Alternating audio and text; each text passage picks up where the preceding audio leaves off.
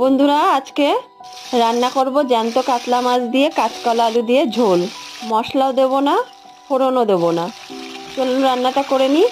মাছগুলো প্রথমে লবণ হলুদ মাখিয়ে ভেজে তুলে নিলাম। এবার সেই মাছ ভাজা তেলেই কাঁচকলা আলু সুন্দর করে কুটে ধুয়ে পরিষ্কার করে রেখেছি হলুদ জল দিয়ে, সেই তেলে ভেজে নেব।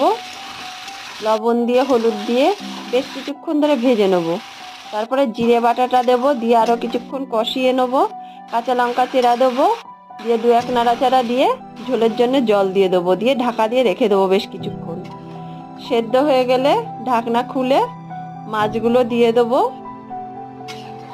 দিয়ে মাছগুলো ঝোলে ডুবিয়ে দিয়ে আর বেশ কিছুক্ষণ 2-3 মিনিট মতো ঢাকা দিয়ে রেখে দিয়ে ঝোলটা কমপ্লিট হয়ে যাবে। মাছের ঝোলটা নামিয়ে নেবো। আপনারাও বাড়িতে এইভাবে করুন, খুব স্বাদের। আমাকে সাবস্ক্রাইব করুন, চ্যানেলটায় জুড়ে থাকুন। নমস্কার।